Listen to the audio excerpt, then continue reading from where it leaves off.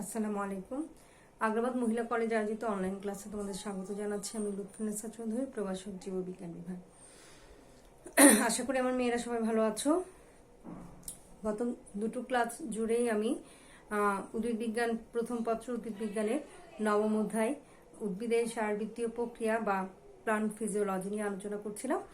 আমি ইতিমধ্যে ওই অধ্যায় হতে উদ্ভিদের খনিজ লবণ পরিশোষণ এবং প্রশোধন প্রক্রিয়া অর্থাৎ ট্রান্সপিরেশন নিয়ে আলোচনা করেছি। আজ আমি আলোচনা করব উদ্ভিদের খুব গুরুত্বপূর্ণ একটি সারবৃত্তি প্রক্রিয়া, যেটি ছাড়া উদ্ভিদ তার নিজের খাদ্য নিজে প্রস্তুত করতে পারে না, যেটা উদ্ভিদের স্বকীয় বৈশিষ্ট্য। উদ্ভিদের স্বকীয় বৈশিষ্ট্য তৈরি হয়েছে বা এই বৈশিষ্ট্যটির কারণে উদ্ভিদ প্রাণী থেকে সম্পূর্ণ একটি আলাদা জীবগোষ্ঠীতে পরিণত হয়েছে। যে বৈশিষ্ট্যের মূলে রয়েছে বা যেই প্রক্রিয়াটি যে সারবৃত্তি প্রক্রিয়াটি তাকে স্বতন্ত্র বৈশিষ্ট্য দিয়েছে সেটি হচ্ছে সালোক সংশ্লেষণ প্রক্রিয়া। সালোক শব্দটি গ্রিক শব্দ, সালোক শব্দটি ফটো অর্থাৎ আলো এবং সিনথেসিস অর্থাৎ সংশ্লেষণ শব্দ থেকে উদ্ভূত হয়েছে। অর্থাৎ যে প্রক্রিয়ায় যে সারবৃত্তি প্রক্রিয়ায় আলোকে সংশ্লেষণ করে অর্থাৎ আলোকে ভেঙে ফেলে আলোর মাধ্যমে উদ্ভিদের দেহে খাদ্য প্রস্তুত হয় তাকে বলা হচ্ছে সালোক সংশ্লেষণ প্রক্রিয়া বা ফটোসিনথেসিস প্রক্রিয়া। তোমরা বোর্ডে দেখতে পাচ্ছ আমি হেডলাইন দিয়ে তার নিচে একটি ফর্মুলা লিখে দিয়েছি বা একটা সমীকরণ দিয়েছি, যেখানে দেখতে পাচ্ছ তোমরা কার্বন ডাইঅক্সাইড, 11 কার্বন ডাইঅক্সাইড, সাথে হচ্ছে পানি, 12 পানি, সাত গিয়ে সূর্যালোক এবং ক্লোরোফিলের উপস্থিতিতে এখানে গ্লুকোজ দেখতে পাচ্ছ, পানি অক্সিজেন দেখতে পাচ্ছ এবং পানি দেখতে পাচ্ছ। আমি একটু কারেকশন করে দিচ্ছি, এখানে হবে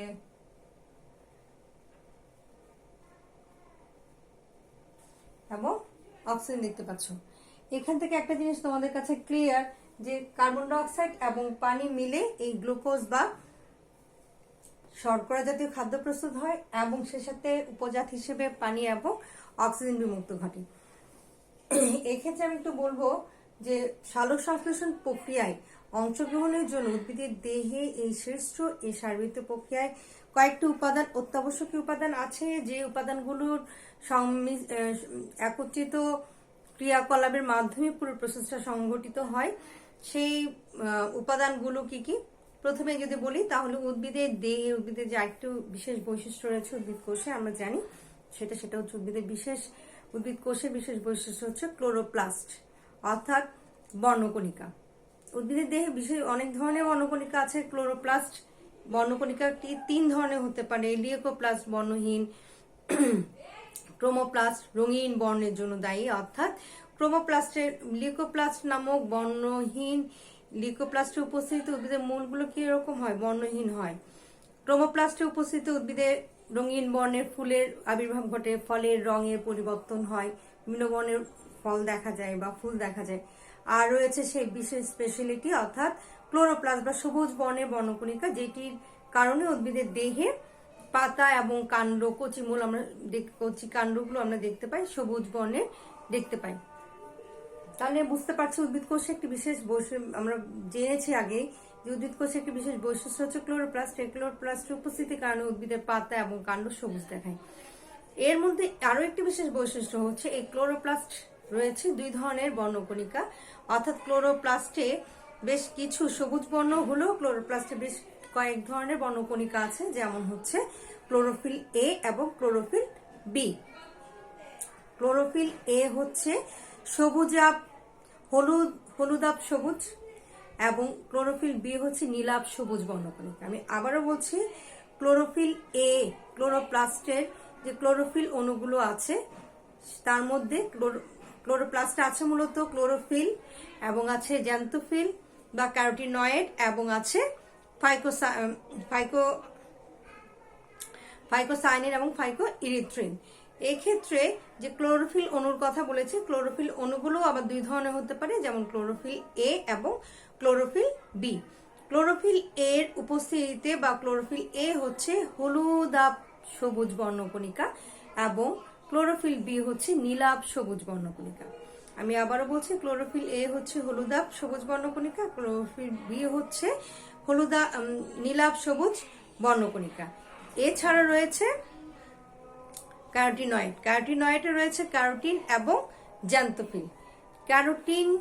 ক্যারোটিন কমলা বর্ণের জন্য দায়ী বর্ণকণিকা, অর্থাৎ ক্যারোটিনের উপস্থিতিতে কমলা বর্ণ প্রকাশ পায় এবং জ্যান্তোফিলের উপস্থিতিতে হলুদ বর্ণ প্রকাশ পায়, অর্থাৎ হলুদ বর্ণের জন্য দায়ী বর্ণকণিকা হচ্ছে জ্যান্তোফিল। এছাড়া রয়েছে ফাইকোসায়ানিন এবং ফাইকোইরিথ্রিন। ফাইকোসায়ানিন হচ্ছে নীলা বর্ণের জন্য দায়ী বর্ণকণিকা এবং ফাইকোইরিথ্রিন হচ্ছে লাল বর্ণের জন্য দায়ী বর্ণকণিকা। তাহলে দেখতে পাচ্ছি উদ্ভিদের লিউকোপ্লাস্ট, ক্রোমোপ্লাস্ট ছাড়াও যে সবুজ বর্ণের জন্য দায়ী ক্লোরোপ্লাস্ট, সেই ক্লোরোপ্লাস্টের মূল সবুজ বর্ণকে নিয়ন্ত্রণ করছে ক্লোরোফিল। ক্লোরোফিল আবার দুই ধরনের সবুজ, একটা হচ্ছে হলুদাভ সবুজ অর্থাৎ ক্লোরোফিল এ এবং নীলাভ সবুজ হচ্ছে ক্লোরোফিল বি। এছাড়াও সে সবুজকে আরো গাঢ় হালকা বিভিন্ন শেডে প্রকাশ করছে যে আরো কতগুলো বর্ণকণিকা, সেগুলো হচ্ছে ক্যারোটিনয়েডস অর্থাৎ ক্যারোটিন এবং জ্যান্তোফিল এবং ফাইকোসায়ানিন নীলাভ এবং ফাইকোইরিথ্রিন লাল বর্ণের বর্ণকণিকা। তাহলে এ গেল সেই উদ্ভিদের দেহে অবস্থিত বর্ণকণিকার কথা, যে এখানে উদ্ভিদের সবুজ বর্ণের যে অঙ্গ অর্থাৎ পাতা এবং কাণ্ডে অবস্থিত এই বর্ণকণিকা বা পিগমেন্টগুলো, কালার পিগমেন্টগুলো উদ্ভিদের দেহের বর্ণগুলোকে নিয়ন্ত্রণ করছে। এট এ টাইম সবচেয়ে গুরুত্বপূর্ণ যে কাজটা করছে সেটা হচ্ছে সূর্য আলোকের উপস্থিতিতে এই বর্ণকণিকাগুলো সূর্য থেকে ফোটন শক্তিকে সংগ্রহ করে নিয়ে ছোট ছোট করে এই আলোক শক্তিকে রাসায়নিক শক্তিতে পরিণত করছে। তাহলে আমরা দেখতে পাচ্ছি উদ্ভিদের দেহে খাদ্য প্রস্তুত বা সালোকসংশ্লেষণ প্রক্রিয়ার জন্য অত্যাবশ্যকীয় উদ্ভিদের দেহে একটি উপাদান হচ্ছে ক্লোরোফিল। অর্থাৎ উদ্ভিদের যে নিজে খাদ্য নিজে প্রস্তুত করা যে স্বকীয় বৈশিষ্ট্য, সেটা মূলত এই স্বকীয় বৈশিষ্ট্য সে অর্জন করেছে ক্লোরোফিল অণু থাকার কারণে। অর্থাৎ এই বৈশিষ্ট্যকে ধারণ এবং লালন পালন করার কারণে পিছনে রয়েছে ক্লোরোফিল অণু। তাহলে উদ্ভিদে এই সালোকসংশ্লেষণ প্রক্রিয়া সংগঠিত হওয়ার জন্য মূল উপাদান হচ্ছে উদ্ভিদে অবস্থিত, উদ্ভিদের পাতায় অবস্থিত ক্লোরোফিল অণু। আমি একটু বলি যে ক্লোরোফিল অণুগুলো উদ্ভিদের দেহে পাতায় কোথায় থাকে। সাধারণত উদ্ভিদের পাতাই হচ্ছে সালোকসংশ্লেষণ সংগঠিত হওয়ার জন্য মূল অঙ্গ। কারণ হচ্ছে উদ্ভিদের দেহে সবচেয়ে বেশি ক্লোরোফিল অণুর আধিক্য দেখা যায় যে কোষগুলো, সেগুলো সাধারণত উদ্ভিদের পাতায় অবস্থিত কোষগুলোতেই ক্লোরোফিল অণুর আধিক্য বেশি দেখা যায়। আবার আরেকটা বিষয় হচ্ছে উদ্ভিদের দেহে সবচেয়ে বিস্তৃত অঙ্গ হচ্ছে উদ্ভিদের পাতা, যার কারণে উদ্ভিদ সবচেয়ে বেশি সূর্যালোক ধারণ করতে চাইলে তার কাণ্ড বা মূল এক্ষেত্রে কোনো ভূমিকা রাখতে পারে না। যে বিস্তৃত এলাকা জুড়ে বা বিস্তৃত অঞ্চল জুড়ে উদ্ভিদের যে অঙ্গটি বিস্তৃত, সেই উদ্ভিদের পাতার মাধ্যমে সে সর্বাধিক সূর্যালোককে ধারণ করতে পারে। ফলে এই উদ্ভিদের সবচেয়ে বিস্তৃত অঙ্গ পাতাতেই সর্বাধিক ক্লোরোফিল থাকার কারণে এই অঙ্গের মাধ্যমে সে কি করতে পারে, উদ্ভিদ সবচেয়ে বেশি সূর্যালোক ধারণ করতে পারে বলে একে ক্লোরোফিল অঙ্গকে সালোকসংশ্লেষণ অঙ্গ বলা হয়। উদ্ভিদের পাতার অন্তর্গঠন আমি গত ক্লাসে দেখিয়েছি, যেখানে আমি বিশ্লেষণ করেছিলাম প্রশোধন প্রক্রিয়াটি। সেই ক্লাসে আমি চিত্রের মাধ্যমে দেখিয়েছিলাম যে কিভাবে পাতার উপরিভাগে একটি মোমের আবরণ আছে এবং ভেতরের দিকে উপরের কোষগুলো হচ্ছে লম্বালম্বি ভাবে অবস্থিত পলিসেট প্যারেনকাইমা এবং নিচে যেটা নিডেড টাইপের লম্বা আকৃতি পেলিসেট প্যারেনকাইমা এবং নিচের দিকে রয়েছে গোলাকৃতির স্পঞ্জি প্যারেনকাইমা, যেখানে ক্ষুদ্র ক্ষুদ্র কতগুলো কুঠুরি বা পত্ররন্ধ্র বা স্টোমাটা অবস্থিত, যার মাধ্যমে উদ্ভিদের ভেতর থেকে কার্বন ডাইঅক্সাইড এবং অক্সিজেন বাইরের সাথে আদান প্রদান হতে পারে, সেই সাথে পানিরও বহির্গমন ঘটে। তাহলে দেখতে পাচ্ছি উদ্ভিদের দেহে পাতা হচ্ছে সালোকসংশ্লেষণ প্রক্রিয়ার জন্য সবচেয়ে উপযুক্ত এবং প্রধান অঙ্গ। সে উদ্ভিদের দেহে ক্লোরোফিল, সে সাথে হচ্ছে বায়ু থেকে সংগৃহীত কার্বন ডাইঅক্সাইড এবং অর্থাৎ এটি স্টোমাটার মাধ্যমে গৃহীত হবে, বায়ু থেকে সংগৃহীত কার্বন ডাইঅক্সাইড, মূলের সাহায্যে মাটি থেকে সংগৃহীত পানি এবং সূর্যালোকের উপস্থিতি। এই চারটা উপাদান ছাড়া এই প্রসেস কিছুতে অনগোয়িং হবে না, অর্থাৎ প্রসেসটা কখনোই রানিং হবে না বা এটা অন প্রসেসে থাকবে না যদি না এই চারটা উপাদান সঠিক অনুপাতে উপস্থিত থাকে। অর্থাৎ উদ্ভিদের দেহে ক্লোরোফিল অবশ্যই থাকে, সূর্য আলোকে উপস্থিতি থাকতে হবে, সে সাথে মূলের সাহায্যে কৌশিক পর্যাপ্ত পানি উদ্ভিদের দেহে সংগৃহীত হতে হবে, সেই সাথে বায়ু থেকে পর্যাপ্ত পরিমাণ কার্বন ডাইঅক্সাইড উদ্ভিদের বায়ুরন্ধ্র দিয়ে বা পত্ররন্ধ্র দিয়ে উদ্ভিদের দেহে প্রবেশ ঘটতে হবে। এই শর্ত সাপেক্ষে এই 4টি উপাদান উপস্থিতি নিশ্চিত হলে উদ্ভিদের সালোক সংশ্লেষণ প্রক্রিয়াটি স্বাভাবিকভাবে চলতে থাকে। সাধারণত সূর্যালোকের উপস্থিতিতে এই প্রক্রিয়া চলতে থাকে। তাহলে আমরা যে এতক্ষণ যে বিষয়গুলো নিয়ে আলোচনা করেছি, ক্লোরোফিলের কথা বলেছি। ক্লোরোফিল উদ্ভিদের ক্লোরোপ্লাস্টের একটি অঙ্গ। ক্লোরোফিল এ এবং বি আছে, সে সাথে আরো অনেক কিছু, অনেক ধরনের, যেমন কার্বিনয়েডস এবং আরো নীলাভ, লাল বর্ণ, বিভিন্ন ধরনের বর্ণকণিকা বা পিগমেন্ট, কালার পিগমেন্ট গুলো আছে। সে সাথে সূর্যালোক এবং ক্লোরোফিল তো অত্যাবশ্যক। সে সাথে প্রয়োজন কার্বন ডাই অক্সাইড এবং মূলের সাহায্যে গৃহীত পানি। এই কার্বন ডাই অক্সাইড এবং পানি মূল উপাদান, যেটি মূলত এই কার্বন ডাই অক্সাইড এবং পানি বন্ধন ঘটবে সূর্যালোকের উপস্থিতিতে ক্লোরোফিল অণুর মাধ্যমে। এই প্রসেসের মাধ্যমে সাধারণত কার্বোহাইড্রেট জাতীয় খাদ্য প্রস্তুত হয় বা কার্বনের বিজারণ ঘটে এবং কার্বোহাইড্রেট জাতীয় খাদ্য প্রস্তুত হয়। এটি হচ্ছে উদ্ভিদের স্থিতিশক্তি। তাহলে আমরা বলতে পারি মূলত সালোক সংশ্লেষণ প্রক্রিয়া হচ্ছে সূর্যের আলোক শক্তিকে যে একটি প্রক্রিয়ার মাধ্যমে রাসায়নিক শক্তিতে রূপান্তর এবং রাসায়নিক শক্তি থেকে পুনরায় স্থিতিশক্তি বা এই কার্বোহাইড্রেট স্থিতিশক্তিতে রূপান্তর, এই দুটো প্রক্রিয়া সংমিশ্রণে বা এই দুটো প্রক্রিয়া সম্মিলিত রূপই হচ্ছে সালোক সংশ্লেষণ প্রক্রিয়া।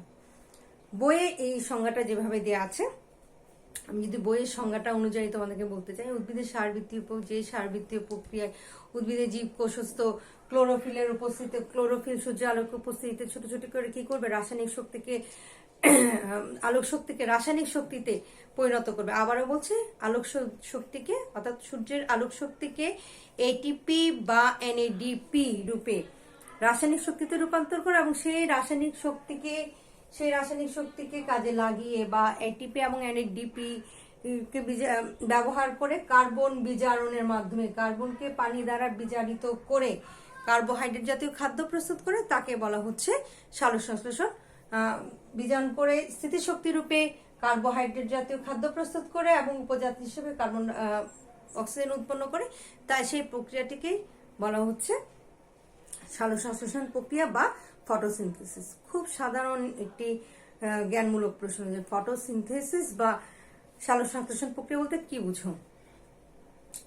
আমরা ফর্মুলার মাধ্যমে সংজ্ঞাটা আসলে জ্ঞানমূলকের প্রশ্ন আসলে উত্তর করার সময় আমরা এতক্ষণ যে ব্যাপারে আলোচনা করেছি সংজ্ঞাটা আমরা প্রথমে উপস্থাপন করব, সেই সাথে আমরা এই ফর্মুলাটা লিখে দিব যাতে পুরো প্রক্রিয়াটিকে আমরা এক ফর্মুলায় প্রকাশ করতে পারি। পুরো সালোক সংশ্লেষণ প্রক্রিয়াটি দুটো অংশে ভাগ করা যায়। মূলত 1905 সালে ব্ল্যাকম্যান ব্রিটিশ বিজ্ঞানী ব্ল্যাকম্যান সর্বপ্রথম এই সালোক সংশ্লেষণ প্রক্রিয়াটিকে দুটো অধ্যায় বা পুরো পথ পরিক্রমাটিকে দুটো অংশে ভাগ করেছে বা দুটো অধ্যায়ে ভাগ করেছে। অধ্যায়গুলো হচ্ছে, দেখতে পাচ্ছ তোমরা বোর্ডে, আলোক নির্ভর অধ্যায় বা লাইট ডিপেন্ডেন্ট রিঅ্যাকশন, এবং আরেকটুকু অংশ আছে, একটা অধ্যায় বা প্রসেস আরেকটুকু অংশ আছে যেটাকে বলা হচ্ছে আলোক নিরপেক্ষ অধ্যায় বা লাইট ইন্ডিপেন্ডেন্ট রিঅ্যাকশন। তাহলে এখানে দেখতে পাচ্ছ আলোক নির্ভর অধ্যায়, অর্থাৎ আমরা যে বলেছি এতক্ষণ ধরে যে সূর্যের আলোক শক্তি অত্যাবশ্যক, সূর্যের আলোক শক্তির উপর ভিত্তি করে বা সূর্যের আলোক শক্তিকে কাজে লাগিয়ে সূর্যের আলোক শক্তিকে আবদ্ধ করে উদ্ভিদের পাতায় কাজটা করে ক্লোরোফিল। আমি আবারও বলছি, ক্লোরোফিল সূর্যের আলোকের উপস্থিতিতে ছোট ছোট করে সূর্যের আলোক শক্তিকে রাসায়নিক শক্তি রূপে পাতার মধ্যে আবদ্ধ করে নেয়। অর্থাৎ এইটুকু কাজ করার জন্য সূর্যের আলোক অত্যাবশ্যক। সূর্যের আলোক ছাড়া এই প্রসেসটা হওয়া সম্ভব নয়। এই প্রসেসটা যেখানে সূর্যের আলোক অত্যাবশ্যক যে অংশটুকুর জন্য, তাকে বলা হচ্ছে আলোক নির্ভর অধ্যায়। সেই রাসায়নিক শক্তি উৎপন্ন হয়ে গেলে কিন্তু উদ্ভিদের দেহে আর আলোক শক্তির প্রয়োজন হয় না, কারণ সেই আলোক শক্তিটা ততক্ষণে রাসায়নিক শক্তি রূপে নিবন্ধন হয়ে গেল বা আবদ্ধ হয়ে গেল। সেই রাসায়নিক শক্তিকে কাজে লাগিয়ে কার্বন বিজারণ ঘটে যে পথটুকু, আমি আবারও বলছি, সেই রাসায়নিক শক্তি বা এটিপি বা এনএডিপি কে কাজে লাগিয়ে যে কার্বন ডাই অক্সাইডের বিজারণ ঘটে এবং কার্বোহাইড্রেট জাতীয় খাদ্য প্রস্তুত হয়, এই অংশটুকুতে কোনো আলোক শক্তির প্রয়োজন হয় না, তাই একে আলোক নিরপেক্ষ অধ্যায় বলা হয়। তাহলে দেখতে পাচ্ছি মূলত আলোক অধ্যায় এবং আলোক নিরপেক্ষ অধ্যায়, প্রথমে আলোক অধ্যায়, তারপরে অংশটুকু আলোক নিরপেক্ষ অধ্যায়, এই দুটো অধ্যায় বা প্রসেস পরপর সংগঠিত হয়ে পুরো সালোক সংশ্লেষণ প্রক্রিয়াটি সংগঠিত হয়। আলোক নির্ভর অধ্যায় বা লাইট ডিপেন্ডেন্ট রিয়াকশন, এক্ষেত্রে মূলত একটি প্রক্রিয়ায় ঘটে, সেটা হচ্ছে আলোক শক্তিকে রাসায়নিক শক্তিতে পরিবর্তন করা। যে প্রক্রিয়ায় বা যে শারীরবৃত্তীয় প্রক্রিয়ায় উদ্ভিদের ক্লোরোফিল অণুগুলো সূর্যের আলোক শক্তিকে পরিবর্তন করে এটিপি বা এনএডিপি তৈরির মাধ্যমে রাসায়নিক শক্তিতে রূপান্তর করে, তাকে আলোক নির্ভর উদ্ধারে ফটোফসফোরাইলেশন বলা হয়। মূলত অজৈব ফসফেটকে আবদ্ধ করার প্রক্রিয়াকে ফসফোরাইলেশন বলা হয়। আমি আবারও বলছি, অজৈব ফসফেটকে উদ্ভিদ কোষে আবদ্ধ করার প্রক্রিয়াকে ফসফোরাইলেশন বলা হয়। এক্ষেত্রে যেহেতু সূর্য আলোকের উপস্থিতিতে এই প্রক্রিয়াটি ঘটে, তাই একে ফটোফসফোরাইলেশন বলা হয়। ফটোফসফোরাইলেশন প্রক্রিয়ায় সূর্যের আলোক শক্তিকে এডিপি, তোমরা এখানে ফর্মুলাই দেখতে পাচ্ছ বা আমি এখানে ফর্মুলা আকারে লিখে দিয়েছি, যে দুটো এডিপি, দুটো অজৈব ফসফেট, দুটো এনএডিপি এবং এখনো পানি বিক্রিয়া করে দুটো এটিপি অর্থাৎ এডিপি, এডিনোসিন ডাইফসফেট, দুটো অজৈব ফসফেটের সাথে সংযুক্ত হয়ে দুটো এটিপি বা এডিনোসিন ট্রাইফসফেটে পরিণত হয়েছে। সে সাথে এনএডিপি পানির সাথে, পানিকে ভেঙে পানি থেকে দুটো হাইড্রোজেন আয়ন নিয়ে এনএডিপি H2 তে পরিণত হয়েছে। তাহলে একটা জিনিস দেখতে পাচ্ছি আমরা, এই প্রক্রিয়ায় সূর্যের আলোক শক্তিটা ব্যবহৃত হচ্ছে এবং সূর্যের আলোক শক্তির উপস্থিতিতে অজৈব ফসফেট আবদ্ধ হয়ে এটিপি এবং এনএডিপি নামক রাসায়নিক শক্তি উৎপন্ন করছে। এই পুরো প্রসেসটাই হচ্ছে ফটোফসফোরাইলেশন প্রক্রিয়া। তো সহজ কথা, ফটোফসফোরাইলেশন প্রক্রিয়া কি হয়, এটিপি এবং এনএডিপি উৎপন্ন হয়। ফটোফসফোরাইলেশন প্রক্রিয়া অর্থাৎ আলোক শক্তি থেকে এটিপি তৈরির প্রক্রিয়া সাধারণত দুই ধরনের হয়ে থাকে। একটা হচ্ছে চক্রীয় ফটোফসফোরাইলেশন, একটা হচ্ছে অচক্রীয় ফটোফসফোরাইলেশন। চক্রীয় ফটোফসফোরাইলেশন প্রক্রিয়ায় কি ধরনের চক্রীয় ফটোফসফোরাইলেশন? যে প্রক্রিয়ায় বিক্রিয়া কেন্দ্র থেকে উৎক্ষিপ্ত ইলেকট্রনটি একটি বৃত্তাকার পথে বিভিন্ন বাহকের মাধ্যমে হাত বদল হয়ে পুনরায় বিক্রিয়া কেন্দ্রে ফিরে আসে। আমি আবারও বলছি, যে ফটোফসফোরাইলেশন প্রক্রিয়া অর্থাৎ যেই প্রক্রিয়ায় এটিপি তৈরির জন্য বিক্রিয়া কেন্দ্র থেকে উৎক্ষিপ্ত ইলেকট্রনটি একটি বৃত্তাকার পথে বিভিন্ন বাহক দ্বারা হাত বদল হয়ে ক্রমান্বয়ে পুনরায় আবার বিক্রিয়া কেন্দ্রে ফিরে আসছে, কোনো ঘাটতি সৃষ্টি হচ্ছে না। মাঝখান থেকে কিছু এটিপি এবং এনএডিপি, বিশেষ করে এটিপি, চক্রিত কোনো এনএডিপি তৈরি হয় না, শুধুমাত্র এটিপি উৎপন্ন হয়। মাঝখান থেকে এটিপি উৎপন্ন করে তাকে বলা হচ্ছে চক্রীয় ফটোফসফোরাইলেশন প্রক্রিয়া। এবং যে শারীরবৃত্তীয় প্রক্রিয়া বা যে প্রক্রিয়ায় এটিপি তৈরির জন্য একটু বিক্রিয়া কেন্দ্র থেকে উৎক্ষিপ্ত ইলেকট্রনটি বিভিন্ন ধরনের বাহকে হাত ঘুরে কিন্তু পুনরায় বিক্রিয়া কেন্দ্রে ফিরে আসে না, চলে যায়, অর্থাৎ চক্রাকারে পথ পরিভ্রমণ করে না, তাকে অচক্রীয় ফটোফসফোরাইলেশন বলা হয়। এক্ষেত্রে এক অণু পানি ভাঙন ঘটে বা পানির সালোক বিভাজন ঘটে, এক অণু পানি ভেঙে যায়, বিভাজিত হয়ে আয়নগুলো এখানে আয়নিত অবস্থায় থাকে, অক্সিজেন এবং হাইড্রোজেন আয়নিত অবস্থায় থাকে। সেই ইলেকট্রন হাইড্রোজেন আয়ন বা প্রোটন এবং অক্সিজেন বা ইলেকট্রনটি এখানে ব্যবহৃত হয় এবং অচক্রীয়ভাবে এটি পুনরায় বিক্রিয়া কেন্দ্র, চক্রাকার বিক্রিয়া কেন্দ্রে ফিরে আসে না, কিন্তু মাঝখান থেকে এটিপি এবং এনএডিপি H2 নামক শক্তি উৎপন্ন হয়। সেটাই হচ্ছে অচক্রীয় ফটোফসফোরাইলেশন প্রক্রিয়া। এর সাথে আমি এখন আলোচনা করব, এ গেল উদ্ভিদের আলোক নির্ভর প্রক্রিয়া অর্থাৎ চক্রাকার এবং অচক্রাকারে ফটোফসফোরাইলেশন ঘটে। কখনো কখনো এটিপি, কখনো কখনো এটিপির সাথে এনএডিপি H2 উৎপাদনের মাধ্যমে বা সৃষ্টির মাধ্যমে আলোক শক্তি থেকে রাসায়নিক শক্তি উৎপন্ন হয়। এইটুকু অংশ হচ্ছে উদ্ভিদের আলোক অধ্যায়। এই উৎপন্ন এটিপি এবং এনএডিপি কে ব্যবহার করে বা ব্যবহৃত হয়ে উদ্ভিদের দেহে কার্বন ডাইঅক্সাইড এবং পানি কার্বন ডাইঅক্সাইড বিজারিত হয়। সেই কার্বন ডাইঅক্সাইড বিজারিত হওয়ার গল্পটাই হচ্ছে আলোক নিরপেক্ষ অধ্যায়। আমি আবারও বলছি, কার্বন বিজারণের ঘটনাটি ঘটে যেখানে আলোর আর কোনো প্রয়োজন নাই, তাই এই অংশটাকে আমরা বলছি আলোক নিরপেক্ষ অধ্যায়। আলোক নিরপেক্ষ অধ্যায়ে যেহেতু আলোক নিরপেক্ষ অধ্যায় সাথে সূর্য আলোকের কোনো প্রয়োজন নাই, শুধুমাত্র এই রাসায়নিক উৎপন্ন রাসায়নিক শক্তি যেটাকে আমরা এটিপি এবং এনএডিপি রূপে উৎপন্ন হচ্ছে, সেই এটিপি এবং এনএডিপির সুষ্ঠু ব্যবহার ঘটে এবং কার্বন ডাইঅক্সাইড বিজারিত হয়। কার্বন ডাইঅক্সাইড বিজারিত উদ্ভিদের দেহে এসে শক্তি ব্যবহার করে কার্বন ডাইঅক্সাইড বিজারণের ঘটনাটি দুজন বিজ্ঞানী দুইভাবে ব্যক্ত করেছেন। একটা হচ্ছে বিজ্ঞানী ক্যালভিনের মতে ক্যালভিন চক্র, একটা হচ্ছে বিজ্ঞানী হ্যাচ এবং স্ল্যাক, দুজন বিজ্ঞানীর সম্মিলিত মতবাদ হ্যাচ এবং স্ল্যাক চক্র। প্রথমে আমি বলবো ক্যালভিন চক্রের কথা। বিজ্ঞানী ক্যালভিন, সেটা 1947 থেকে 49 সাল, ব্রিটিশ বিজ্ঞানী ক্যালভিন এবং মেলভিন ক্যালভিন এবং তার সাথে হচ্ছে বেনসন তার সহযোগী, এরা মিলে একটি উদ্ভিদের দেহে একটি চক্রাকার পথ আবিষ্কার করেন, যেখানে উদ্ভিদের দেহের 5 কার্বনের একটি যৌগ রাইবোলোজ কার্বন ডাইঅক্সাইড বায়ু থেকে গৃহীত কার্বন ডাইঅক্সাইডটি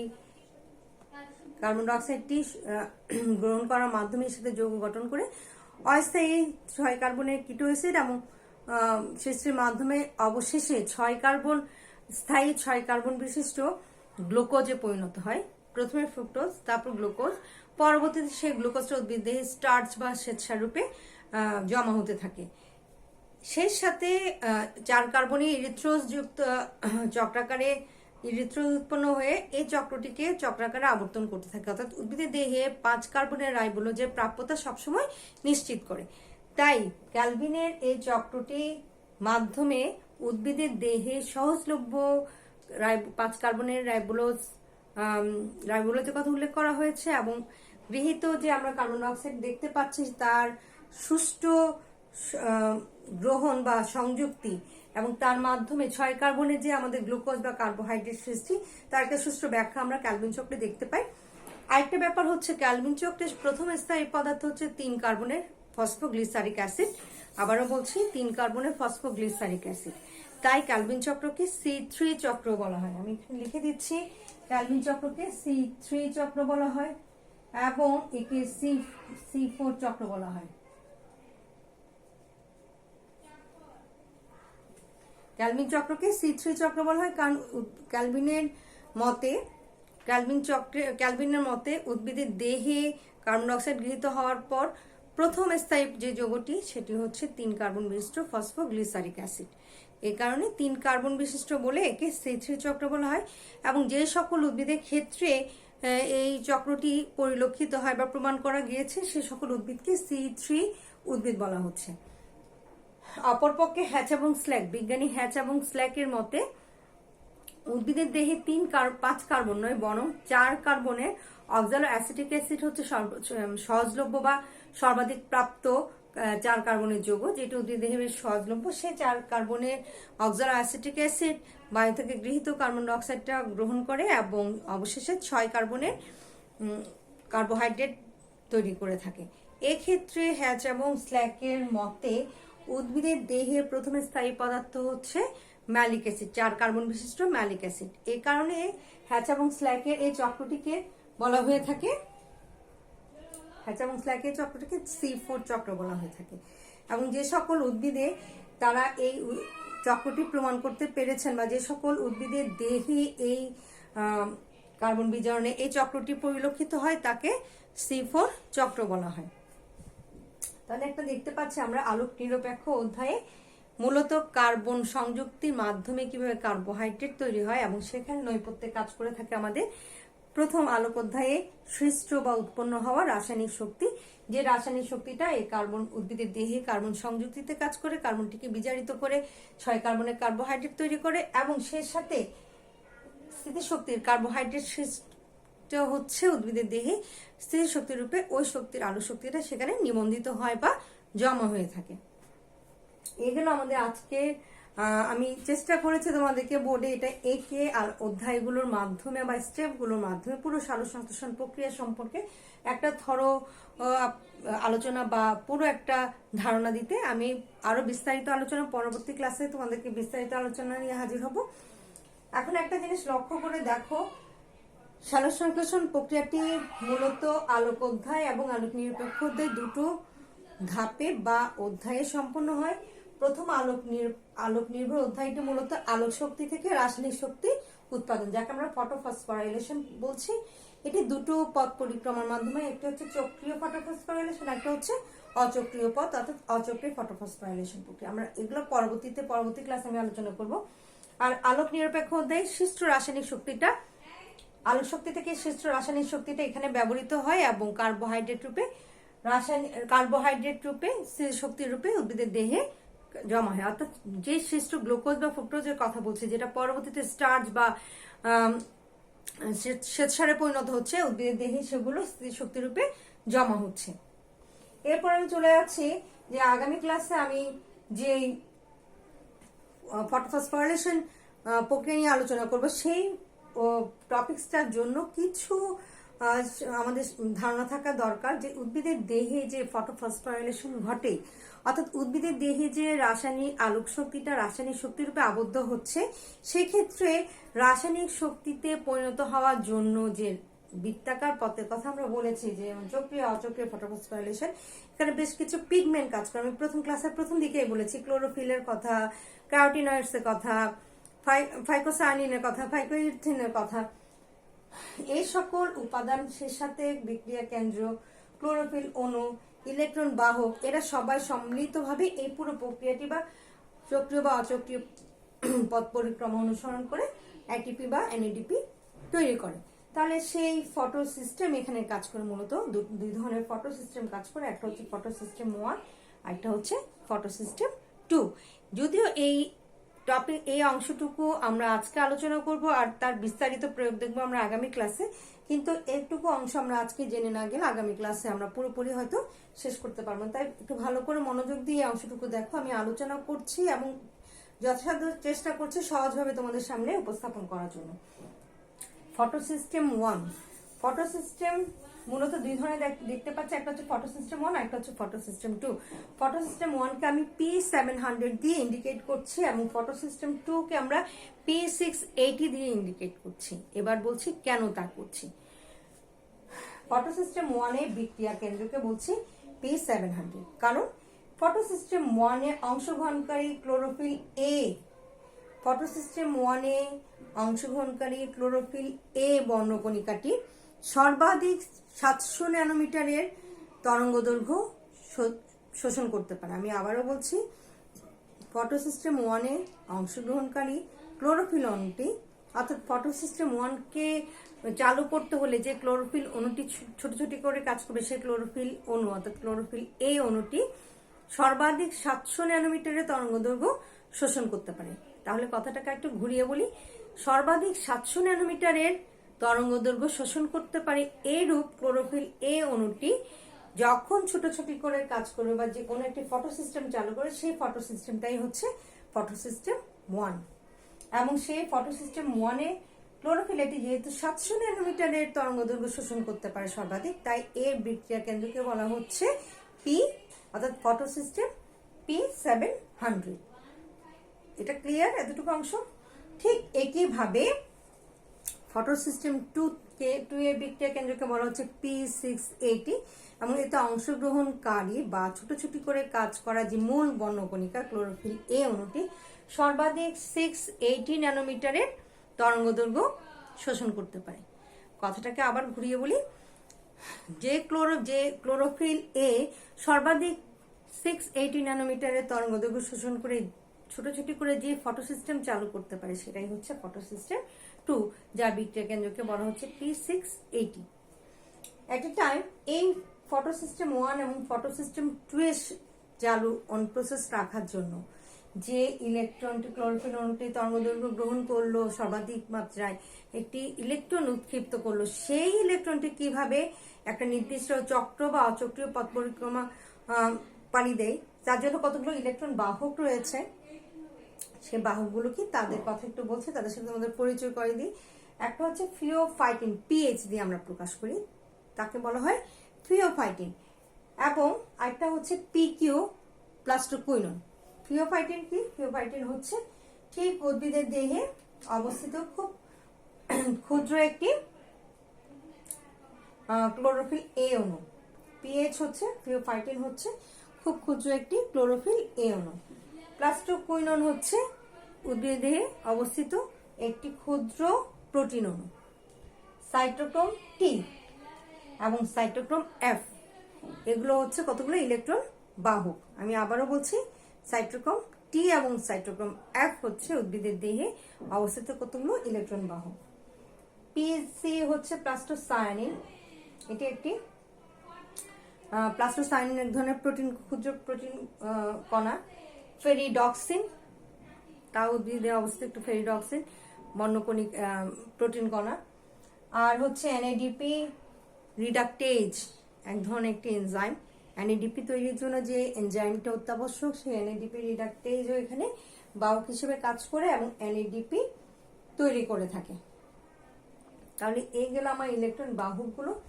আবারও বলে যাচ্ছি, ফিওফাইটিন, প্লাস্টোকুইনন, সাইটোক্রোম টি, সাইটোক্রোম এফ, প্লাস্টোসায়ানিন, ফেরিডক্সিন এবং সে সাথে এনএডিপি রিডাকটেজ।